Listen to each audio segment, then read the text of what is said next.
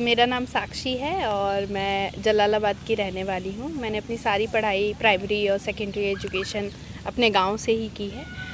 इसके बाद higher education के लिए बाहर आई, मिरांडा से पढ़ाई पूरी की, मास्टर्स किया सोशल वर्क काउंसलिंग में।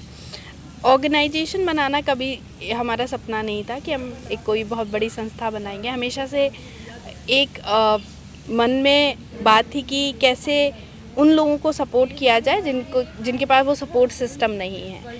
और एक इंसिडेंट हुआ जहाँ पे 2 बच्चों को नूडल्स खाते हुए देखा, जो कि मेरे ही फेंके हुए नूडल्स थे जो कि डस्टबिन में डाले थे। एंड पता चला ये ऐसे बच्चे हैं जो कभी स्कूल नहीं गए हैं तो पढ़ाई छोड़ दी है।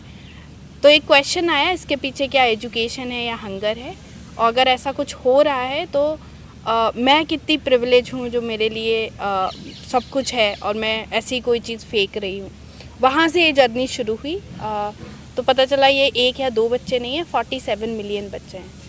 और इस नंबर ने मुझे सोने नहीं दिया। इस नंबर ने मुझे मोटिवेट किया कि इन सारे बच्चे अगर कहीं ना कहीं स्कूल से बाहर है तो वो क्या कर रहे हैं। तो पता चला, रिसर्च की तो पता चला या तो वो एंटी सोशल एक्टिविटी का पार्ट है या फिर लो इनकम या चाइल्ड लेबर में फंसे हुए हैं। एंड यहीं से एक थॉट आया कि इन बच्चों के लिए काम करना है, इनको सपोर्ट देना है। मेरा नाम दिलीप है और मैं राजस्थान का रहने वाला हूँ। और राजस्थान में एक छोटा सा ज़िला है called Sirohi. So India has 112 aspirational districts, one of them is Sirohi. So I born and brought up in Sirohi and I think in 2016 I found, somehow I went to got into this fellowship called Gandhi Fellowship and I met Sakshi there.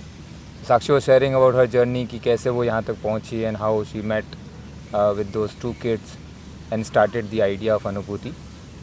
So listening to that story I was questioned her कि drop out क्या होता है। तो उसने बताया कि ये drop out ऐसे बच्चे जो स्कूल गए हैं तो छोड़ दिया है, या फिर कुछ बच्चे ऐसे हैं जो कभी स्कूल गए ही नहीं हैं, उनको आउट ऑफ स्कूल बोलते हैं। मैं कह रहा ये तो मैं हूँ। कितने हैं ऐसे मेरे जैसे? बोले 47 मिलियन।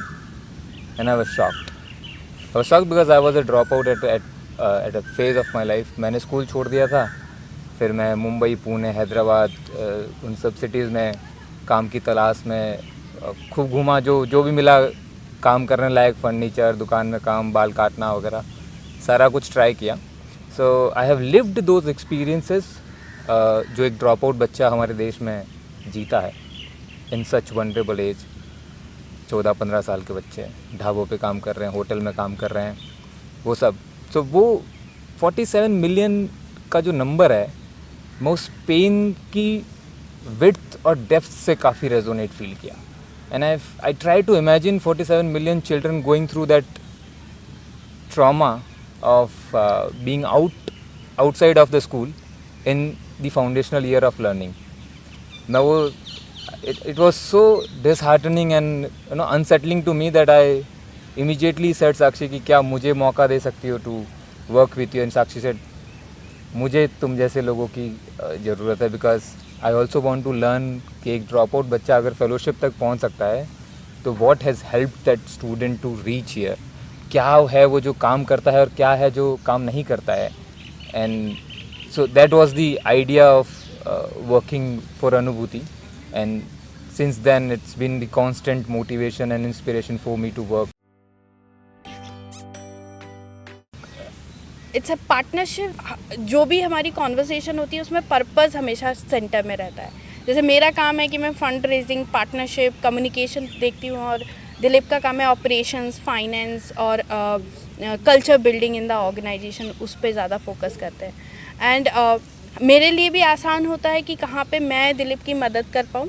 और दिलीप, जब मैं फंड रेजिंग में कहीं अटकती हूँ या मुझे लगता है Dilip I need your help, तो फिर Dilip is always there to support me.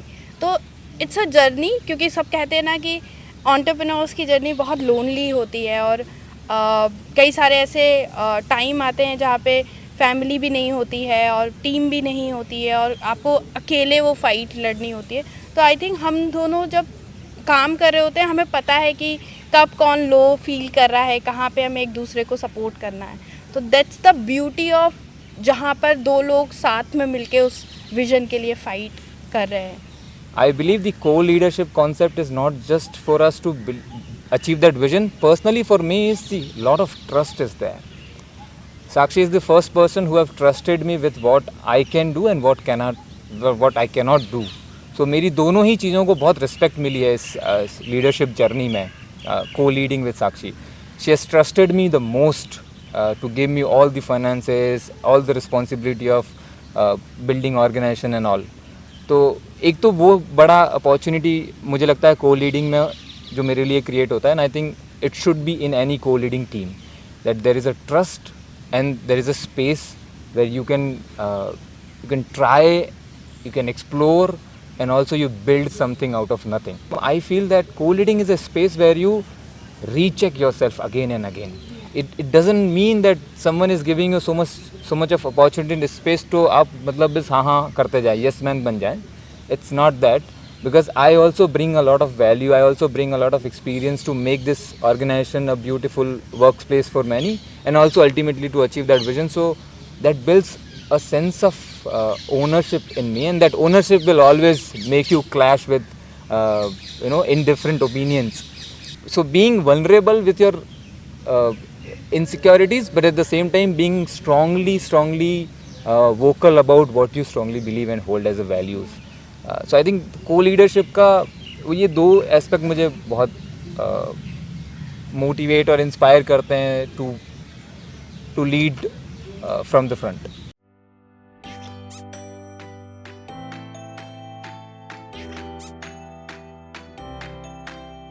The first notion that I come across की कल्चर बिल्डिंग किसी फाउंडर या को फाउंडर का जिम्मेदारी है, and I was also going by that same logic कि अगर मैं प्रैक्टिस करूँगा तो सब करेंगे. But lately I realised culture building is not one man job, it's everyone's job.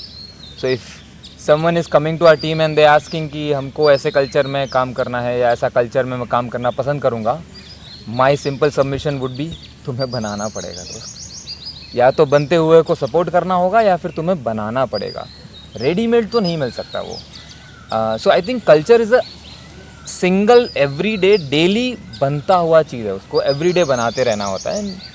New people will come, the system exist, new people will come and they'll get through it, but it cannot be done by one person single handedly. दूसरा, and it happens in the same way for a movement as well, because in a movement, yes, it has to start with someone will start, someone will act, and people will join. Maybe the first 2, 3, 4 people will join knowing no meaning in this कि इसमें क्या मिलना है क्या नहीं मिलना है. Maybe someone will join because of the emotional reason, someone will join because of the interest कि अरे पता नहीं क्या नया कुछ कर रहा है, let's join them. But once there are people, the power of culture, कि जो 10th person है शायद वो कभी नहीं पूछेगा कि ये क्यों हो रहा है क्या हो रहा है. They'll just fall in love with the culture. So I think culture is a constant process which has to be practiced every single day. Then culture के बारे में ना मुझे एक चीज़ लगती है कि इट्स लाइक ट्रस्ट की खूबसूरती है कि उसको हर बार प्रूव होना पड़ता है. The moment it is not proven, it's broken. आपने एक बार भरोसा किया, प्रूव हुआ, आप अगली बार करोगे. बट जिस दिन वो प्रूव नहीं हुआ, एविडेंस नहीं आया कि आप ट्रस्ट प्रूव हुआ, तो वो ब्रोक हो जाएगा. तो कल्चर वाला वैसा है कि कल्चर हर बार फॉलो होते रहना चाहिए. But because of we are growing organisation, we believe culture of failure. We celebrate mistakes. हाँ, वो एक मिस्टेक 3 बार नहीं होनी चाहिए बस. हाँ, हर 3 बार तुम नया कहानी लेके आओ, हमको चलेगा, बट द सेम कहानी 3 बार नहीं चलेगी. This year we'll be spending a lot of time on building our system and processes. जो existing है उनको और strengthen करेंगे, जो नहीं exist करते उनको बनाएंगे. lot of SOPs are building, lot of process and system are coming. Technology बहुत intake हो रहा है अभी. बिल्डिंग जेनपेक के साथ कोलैबोरेट करके building an MIS for our organisational dashboard so that we can make more of data driven decisions. So this year is whole going to create the institutional capacities, process system. Next 2 years is going to deepen our impact. जितनी भी organisation reach में हम काम कर रहे हैं उसको और डीपन करेंगे. we'll have more model classroom, we'll have more fellow stories coming out, fellow champions, student champions will be coming out, and we have a target number of 30 students should be coming out in next 2-3 years as champions. As champions, there's grassroots, बिल्कुल गांव से आया है बच्चा, जिससे किसी ने उम्मीद नहीं करी होगी कि वो एस्ट्रोनॉट बनने के सपने देखेगा, दे विल कम आउट। सो ऐसे बच्चे कुछ इस देश को एज एग्जाम्पल हमें ला के देना है।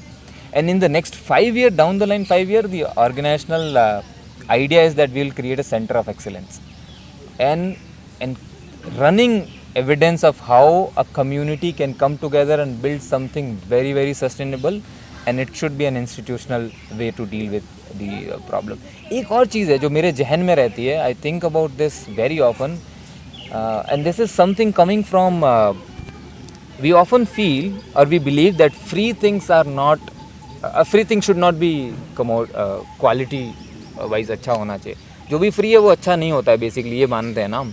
एंड शायद हमने यही मान लिया इस एजुकेशन के बारे में भी, क्योंकि ये फ्री है देश में तो उसकी क्वालिटी अच्छी नहीं हो सकती या होनी नहीं चाहिए। बट मुझे ऐसा strongly believe, I feel that free होने से मतलब नहीं है, क्वालिटी हो सकती है। And education should not be a commodity at all.